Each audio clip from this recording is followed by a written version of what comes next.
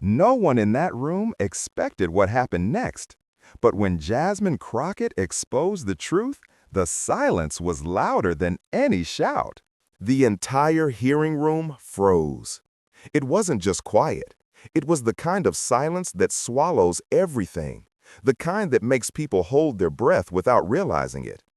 Even the cameras, which usually drift from speaker to speaker with their slow mechanical hum, seemed to pause in midair.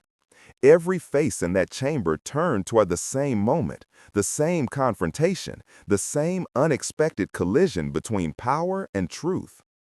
At the center of it all stood Congresswoman Jasmine Crockett.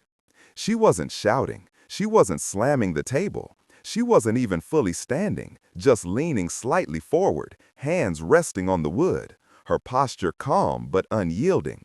Her eyebrows were lifted ever so slightly, her eyes sharp enough to slice through the tension thickening in the air.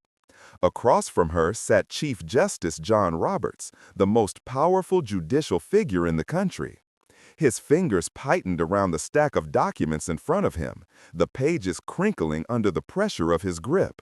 He cleared his throat once, as if reminding the room, or maybe himself, that he still held authority here. And then he spoke the words that detonated the entire moment.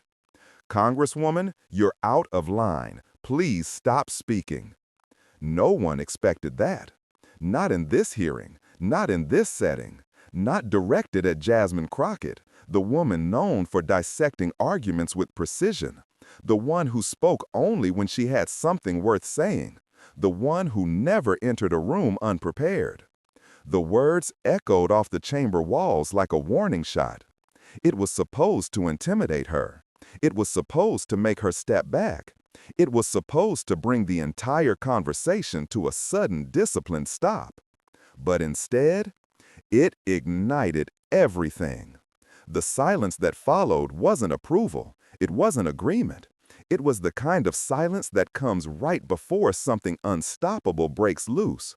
A silence full of anticipation, disbelief, and raw curiosity. People leaned forward in their seats. A few exchanged nervous glances, and Roberts, perhaps realizing he'd gone further than he intended, shifted uncomfortably. Meanwhile, Crockett didn't even blink. Her expression didn't change, her breathing didn't falter. She simply lifted her chin a fraction higher, as if accepting an unspoken challenge. And then she spoke. Not loudly, not emotionally, not with anger, but with a level of calm that was somehow more powerful than shouting could ever be. "Mr. Chief Justice," she began slowly, "you don't get to silence the truth." The words sliced through the tension like lightning. A ripple moved across the room, not physical, but felt. Reporters glanced at each other, staffers straightened up. Even the camera operators adjusted their angles, knowing something monumental was about to unfold. Roberts opened his mouth to interrupt again, but Crockett raised her hand slightly, stopping him without raising her voice. "You told me I'm out of line," she continued.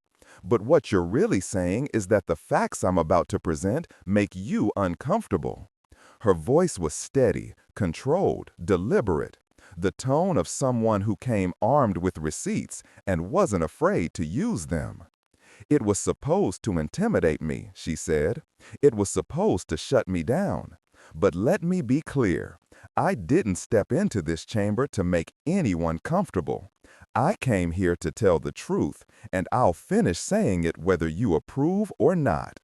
A gasp rippled through the back rows. Some lawmakers looked stunned. A few stared down at their notes as if hoping the moment would pass. But it wasn't passing. It was only growing. Crockett continued, her voice ringing through the hearing room with precision.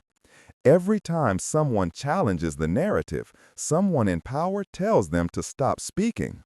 And every time, the truth gets buried a little deeper. But today, right now, I'm not burying anything." She pointed to the stack of papers Roberts had tried to move past earlier. "These documents," she said firmly, "are why I won't stop. These facts are what someone doesn't want the American people to hear. The camera zoomed in. They knew exactly what they were capturing. Roberts opened once more, "Congresswoman?" But Crockett cut in, not with disrespect, but with resolve. "No, this time you will listen." There it was, the moment, the pivot, the rupture, the shift in power that no one, not even Roberts, had prepared for. Because in that instant, the room changed. It belonged to her now, her clarity, her force, her truth.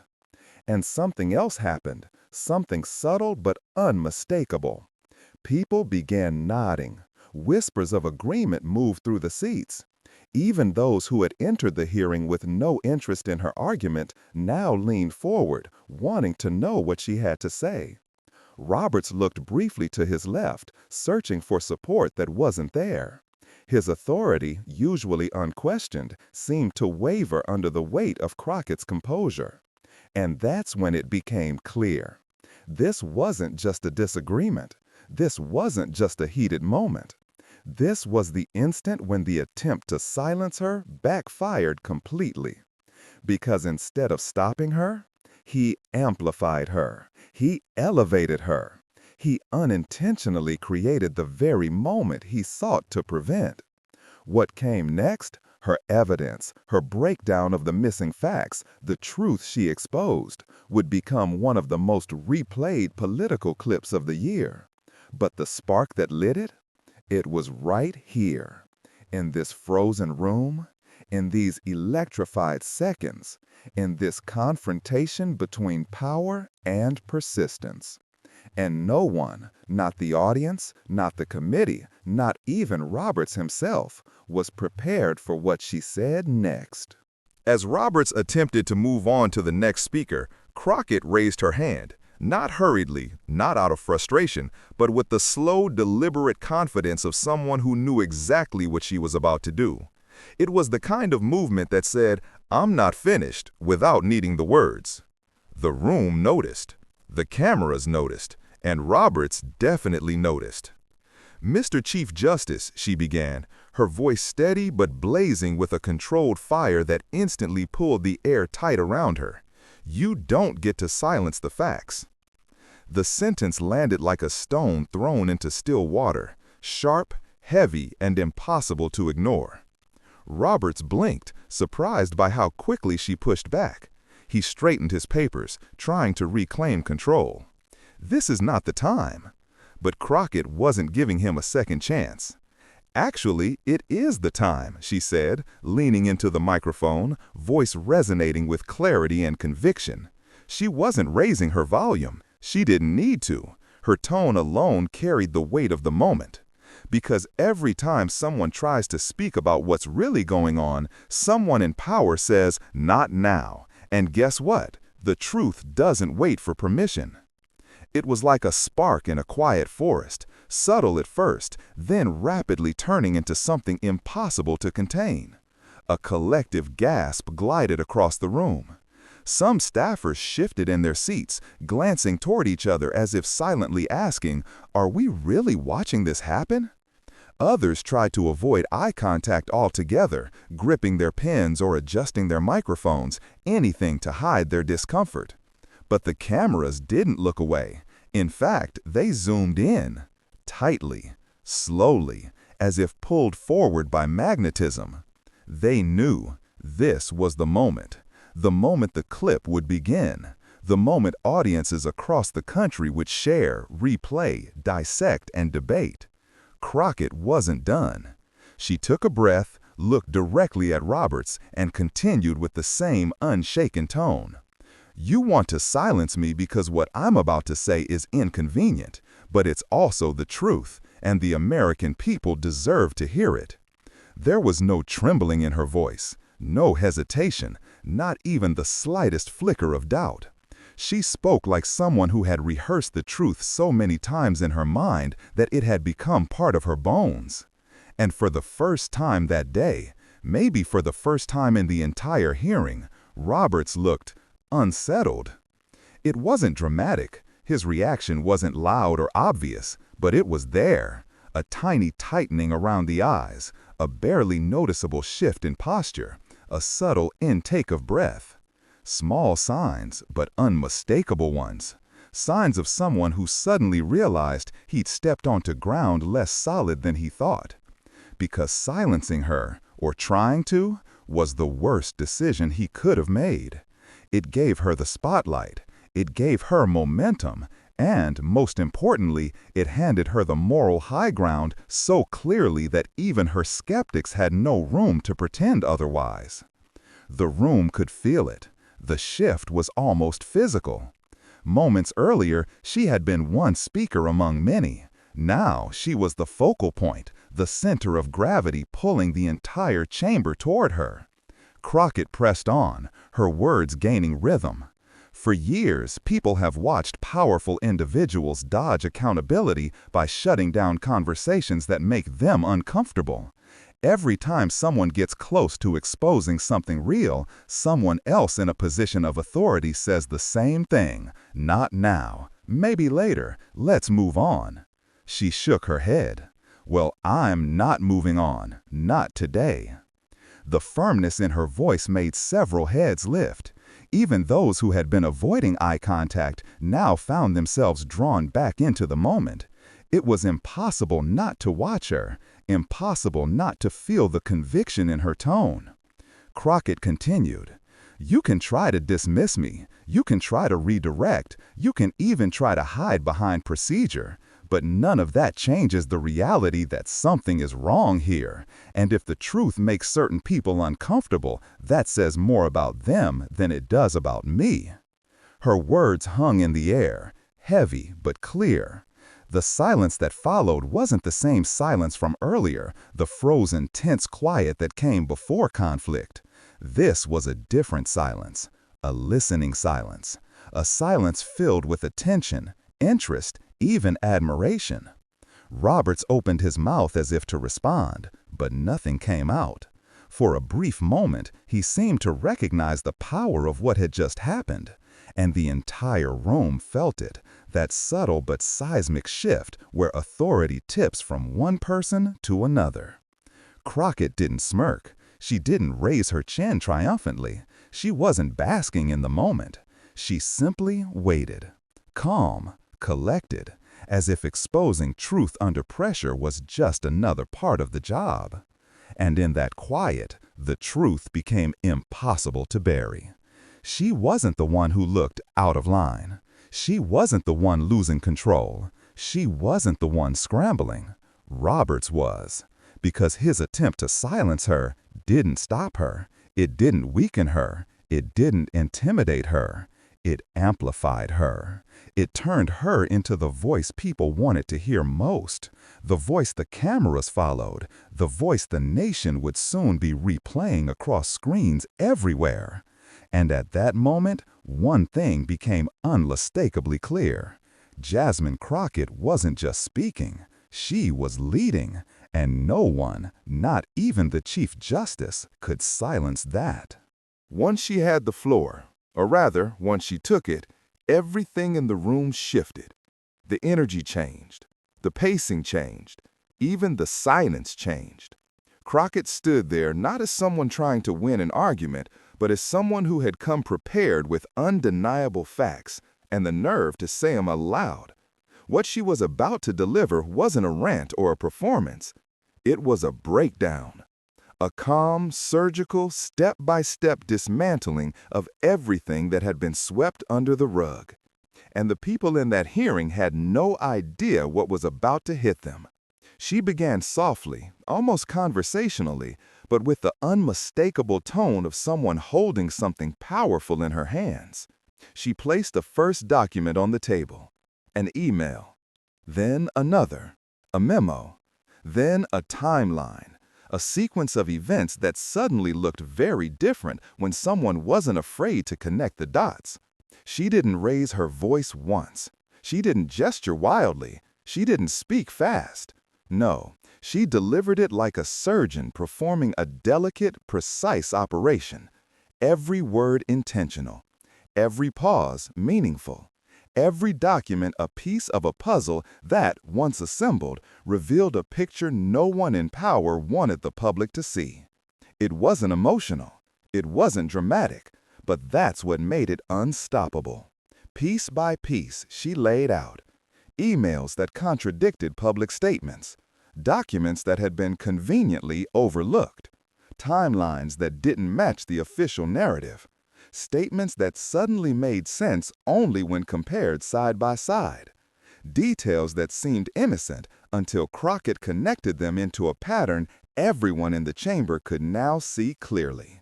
And once the pattern was exposed, it was impossible to unsee. Then came the moment that froze the room all over again. Crockett lifted a printed transcript, a thick set of pages stapled at the corner, the kind of document that looks harmless until someone reads it aloud. She held it up just high enough for the cameras to catch it. "This," she said slowly, "is what you didn't want the public to see." Her voice didn't shake. Her hands didn't tremble. She stood rooted, steady, unflinching.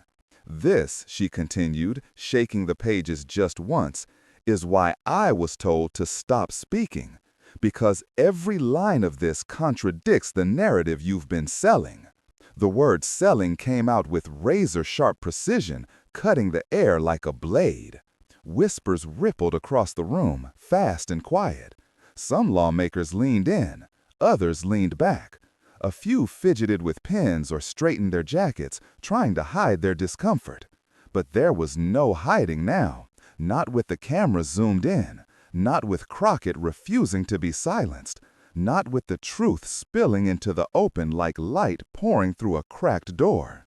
Even the stenographer, who was trained to stay focused no matter what chaos unfolded, paused for half a second, fingers hovering above the keys, as if absorbing the weight of the moment before continuing. And the cameras? They captured every second of it. Every gesture, every page flip, every piercing sentence. Later that evening, one commentator on national television would describe the moment like this: "It wasn't a political speech. It was a truth detonation." And he wasn't exaggerating. Because Crockett wasn't attacking personalities. She wasn't insulting anyone. She wasn't performing for the audience or trying to go viral. She was doing something far more dangerous to the establishment. She was being honest, unfiltered, unapologetic, fully informed, and fully ready to expose contradictions that had been hidden behind legal language and bureaucratic distractions. And it showed. There was no anger in her words. There was only clarity. There was no desperation. There was only evidence. There was no chaos, only order, structured, factual, and devastatingly precise. The more she spoke, the clearer it became that she wasn't just presenting information. She was dismantling excuses. She was dismantling the silence. She was dismantling the well-managed fog the public had been kept in for too long. And it showed. There was no anger in her words. There was only clarity. There was no desperation. There was only evidence. There was no chaos, only order, structured, factual, and devastatingly precise. The more she spoke, the clearer it became that she wasn't just presenting information. She was dismantling excuses. She was dismantling the silence. She was dismantling the well-managed fog the public had been kept in for too long. And the more she talked, the more John Roberts tried to restrain the hearing. Subtly at first, then more urgently. "Congresswoman, your time is..." She continued speaking. "Let's try to stay on..." She didn't break rhythm. "We can revisit these documents later." She kept going, unwavering. The contrast was unmistakable. Crockett was calm, steady, in control. Roberts began to appear flustered, his attempts growing more obvious each time he tried to redirect attention. And the cameras? They caught every shift, every interrupting breath, every flicker of discomfort across his face. For the public watching the hearing live, It was becoming painfully clear. Someone wanted this information buried, and someone else, Jasmine Crockett, was refusing to let that happen. Every attempt to interrupt her only worked against him. Every effort to shut her down only made her look stronger. Every directive to move on only made the audience lean in closer. It was a classic backfire, the kind of moment where the act of silencing becomes the evidence itself.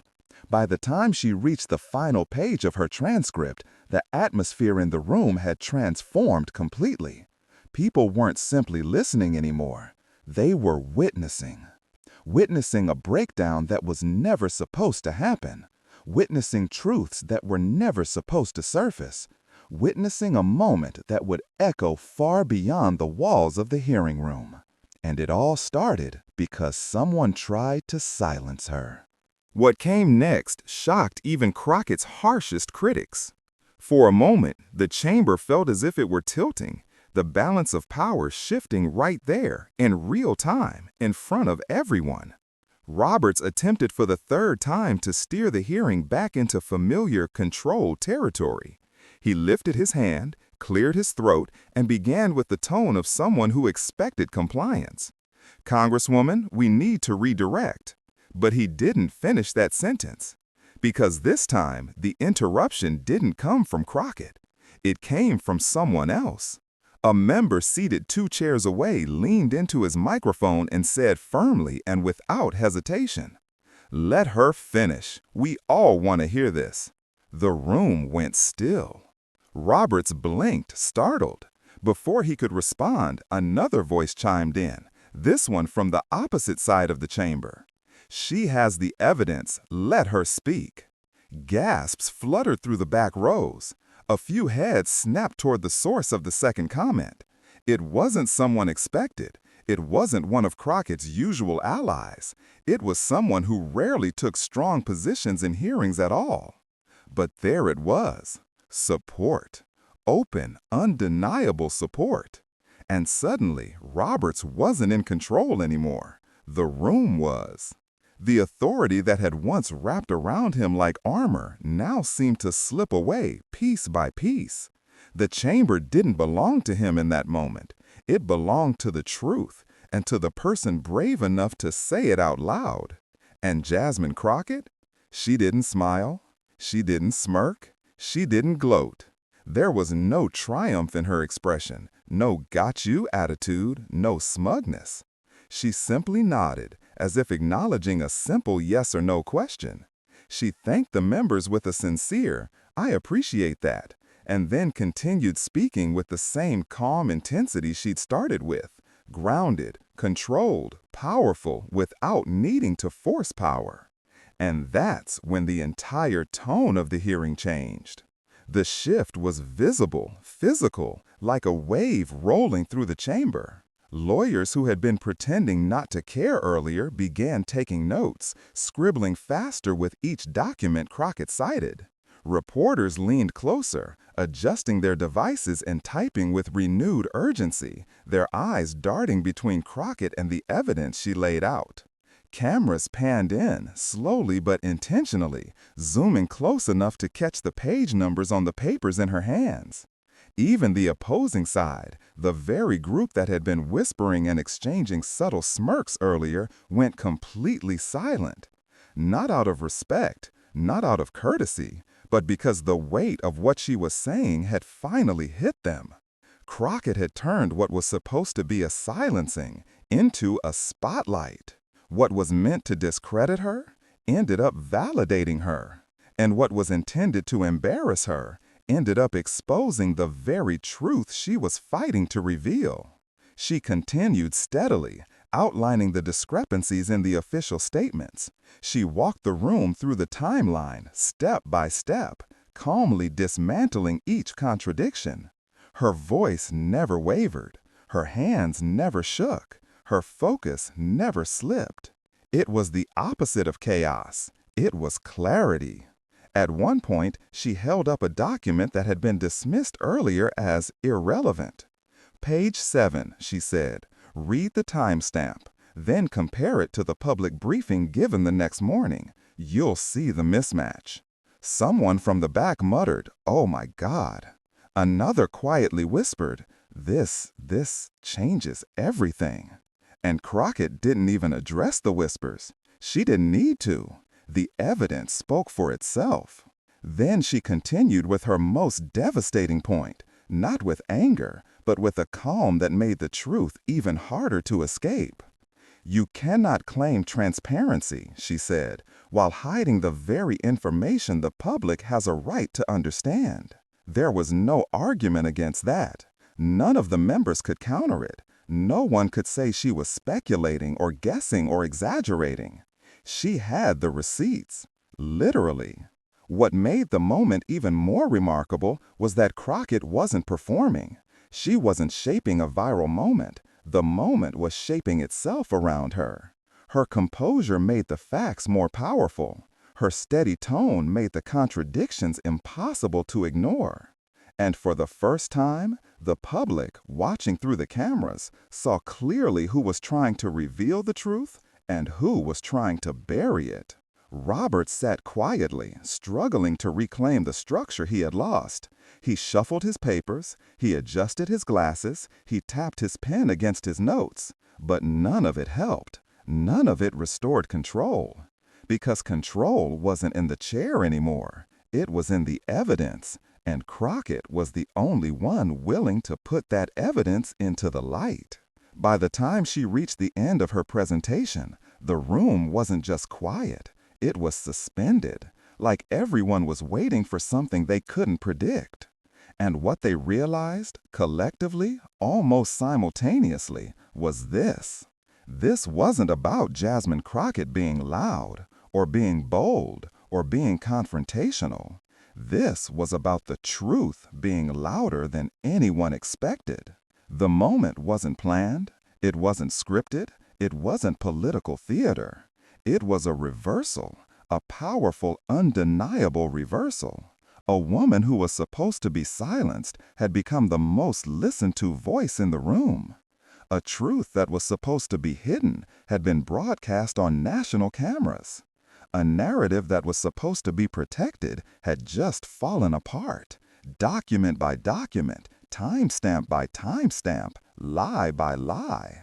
And all of it happened because someone told her to stop speaking. When the clip hit social media, it didn't just get attention, it detonated like a digital earthquake.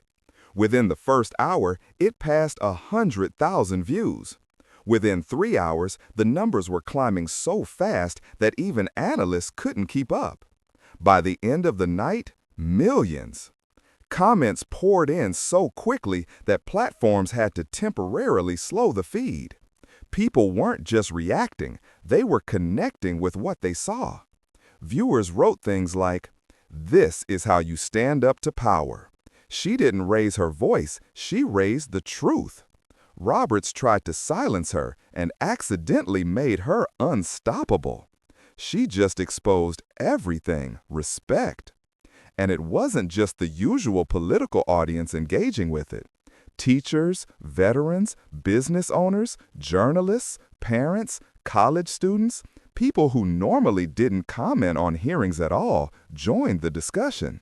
Because what they saw was not a partisan clash. It wasn't a political stunt. It wasn't a stunt at all. It was a moment of raw, unfiltered accountability. Late-night shows replayed the clip in their opening monologues. Some hosts joked about Roberts' attempts to silence her.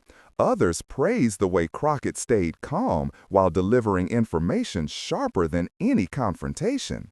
News panels broke it down frame by frame, analyzing the exact second the room shifted in her favor. Body language experts highlighted how Crockett never lost composure. Legal experts discussed the weight of the document she presented. Political strategists admitted, even grudgingly, that the moment was a turning point. One commentator summed it up perfectly. Moments like this don't go viral by accident. They go viral because they reveal something that was already boiling beneath the surface. People are tired of being shielded from the truth. But here's the thing. The viral fame wasn't the goal. It wasn't even the point. The real impact came afterward when the clip started reshaping a national conversation. Across the country, people began asking bigger questions. Why are certain truths pushed aside? Why do some voices get silenced, especially in rooms designed for accountability? Why do people in power often try to control what information the public gets to see? Editorial writers began exploring the deeper meaning behind the moment. Advocacy groups used it as an example of why transparency matters. Students in law schools discussed the hearing in classrooms, examining how evidence gets buried and how one person can force it back into the light. And through all the noise, interviews, and commentary, Jasmine Crockett stayed remarkably consistent. In an interview later that week, she said words that would echo across headlines for days. If telling the truth makes powerful people uncomfortable, then maybe that tells you who's been lying. That line didn't need dramatics. It didn't need shouting. It didn't need embellishment. It was powerful because it was real, spoken by someone who had nothing to gain except honesty and everything to lose if she backed down. And for millions watching, that line sealed the moment in history. Not because it was flashy, not because it was viral, not because it embarrassed someone in power, but because, in a room full of pressure, politics, and attempts to shut her down, Jasmine Crockett made a choice that most people only talk about. She told the truth anyway. She didn't just speak, she exposed. She didn't just resist, she revealed. And she didn't just stand her ground, she stood up for the truth at the exact moment someone powerful tried to silence it. That's why the clip kept spreading long after the day ended. That's why people across the spectrum shared it. That's why millions connected with it, not for the drama, but for the courage. Even weeks later, the ripple effects continued. More documents were requested, journalists dug deeper, public trust shifted, and the story, rather than fading, only grew sharper with time. This wasn't just a viral clip. It wasn't just a trending moment. It wasn't just another political confrontation. It became a symbol, a reminder that truth still has power, even in rooms where silence is preferred, and especially when someone tries to enforce that silence. And the reason the story isn't going away anytime soon is simple.